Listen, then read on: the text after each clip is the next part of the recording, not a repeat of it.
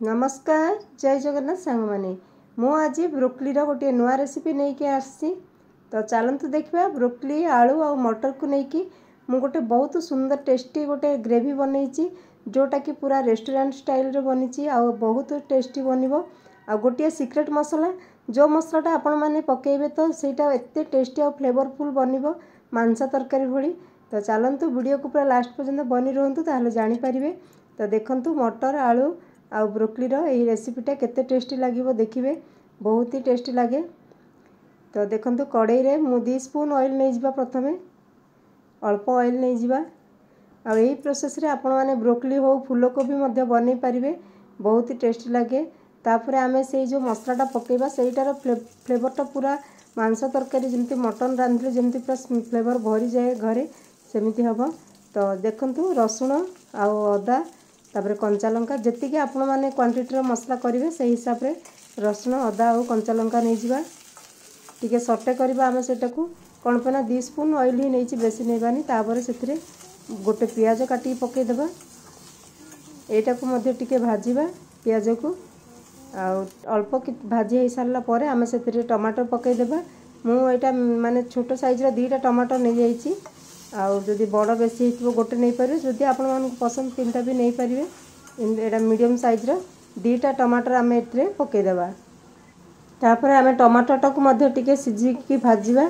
माने टमाटरटा टिके सिझी जीवो टमाटर पियाज कंचा लंका अदा रसुण ए सब को आमे टिके सटे कर देबा। तापर सेथिरे मु टिके गाजर खंडे नहीं जाईची अल्प किछि सेटा मते बहुत बढ़िया मोटे मीठा फ्लेवर आसता है गाजर हो बीट हो जदि पकईकी मसला सहित एमती सिझेबे।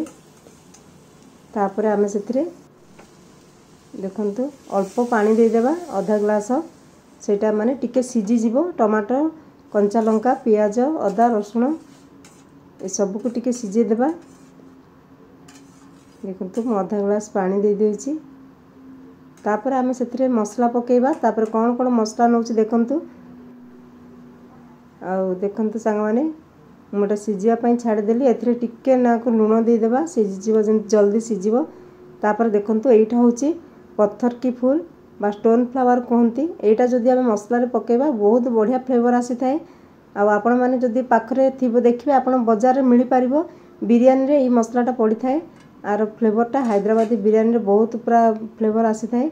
तो स्टोन फ्लावर आ इलायची लवंग तापर दालचीनी टिके चक्री ए सब जहाँ गोटा मसला थी पकई देबे किंतु ए जो स्टोन फ्लावरटा जदि आपण मानक पाखरे थिबो एति टिके एमती पकई पारिबे एटा गोटे सिउळीटा ए मसलाटा बोले देखिबे मसलाटा पूरा बहुत महकिबो आ काजू टिके आ पोस्त टिके मगज नहीं जाईची ए भितर जदि किछि गोटे कमी थिबो नथिबो घरे ताहाले भी चलिबो आ एटा टिके आमे एथरे पकई देबा पकईकी आ टिके छाड़ी देबा सिझिया पई। देखंतु से पानीटा मरी जीवो आउ मसलाटा टिके सिझी जीवो। एबे मसलाटा सिझी गलानी मु एटा को ठंडा कर देबी एटा ग्राइंड करबा ए मसलाटा। तो एटा को एबे हम छाड़ी देबा मु फैन पाखे नै कि रखी देबी ठंडा करिया पई। तापर कोन करबा नेक्स्ट प्रोसेस चलन देखिबा। तापर देखंतु सेही कड़ाई रे मु अल्प किछि ऑयल नै गली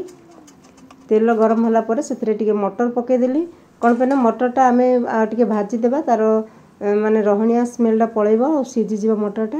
तापर मटर टिके भाजी हे गला परे सेथिरे पके देली सेही ब्रोकली को धोई के रखी थी काटी के देखंतु एई साइज रे। तापर ब्रोकली को पके देबा आ ब्रोकली आ मटर ए दीटा जाको आमे मीडियम फ्लेम रे एमती भाजीबा पूरा सिझिला पर्यंत तेल रे भाजीबा। देखंतु एटा टिके एपट सेपट करी भाजीबा कोन पे ना मुटा छाणुनी माने फूल को भी आमे फ्राई करथंदी डीप फ्राई करथंदी किंतु मुटा को एमती टिके 2-3 स्पून ऑयल नै कि सेते मटर आउ एई माने ब्रोकलीटा को भाजी देछि घोड़े घोड़े टिके आमे एटा को भाजी देबा छाड़ी देबा जा पर सिझी जिबा। और टिके गाजर खंडे भी हम पकईथिले माने अधिक हो गला बोली मसला रे से गाजरटा मध्ये सेते पकई देछि। तापर एटा घोड़े घोड़े देखिबे पूरा सिझी जिवो जेमती आमे भाजंती भजा आउ एथरे मध्ये अल्प लूण देबा जल्दी सिझिबा पई। तापर एमती गोळी की छाड़ी देबा एटा को सिझे देबा। तापर मसलाटा आमर ठंडा हो जाइए तो मसलाटा ए पेस्ट करदे नहीं कि देखो पूरा ठंडा करदे मसला ठंडा हो जाइए सेपटे आम ब्रोकली आउ मटर की मध्य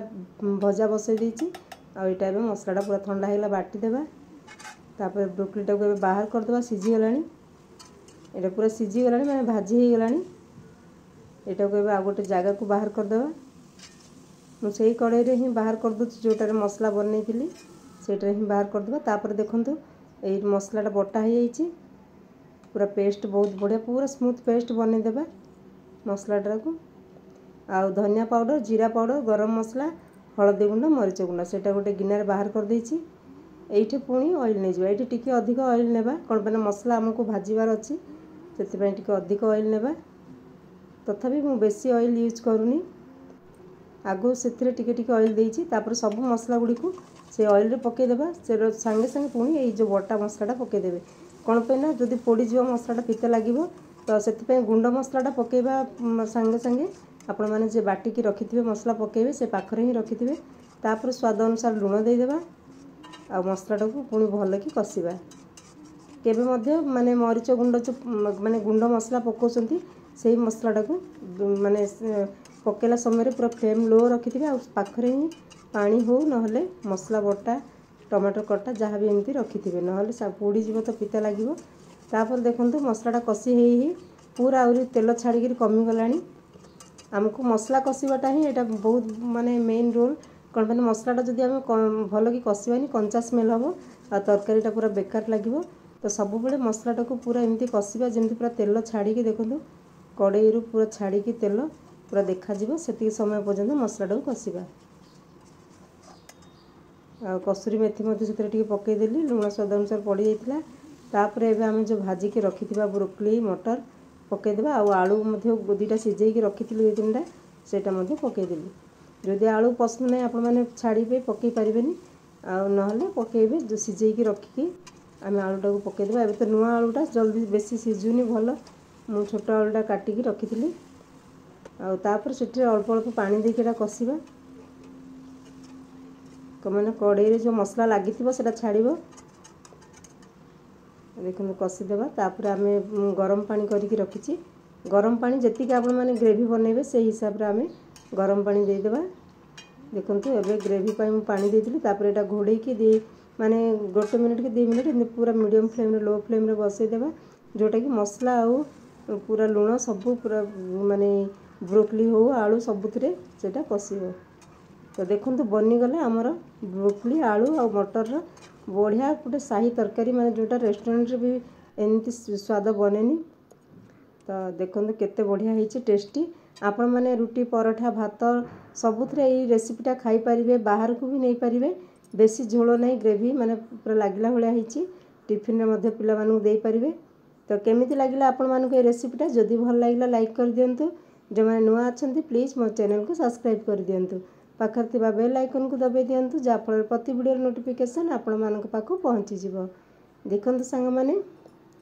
केमिति बनीची पूरा ब्रोकली आलू आ मटर तरकारी केते सुंदर बनीची आ ब्रोकलीटा बहुत जल्दी सीझी जाए तेल रे 2 मिनिट आपण माने भाजिबे तो ब्रोकली सीझी जिवो फूलकोबी को मध्य यही प्रोसेस रे बनेबे देखिए बहुत बढ़िया लागिवो कोरमा टाइप रो आ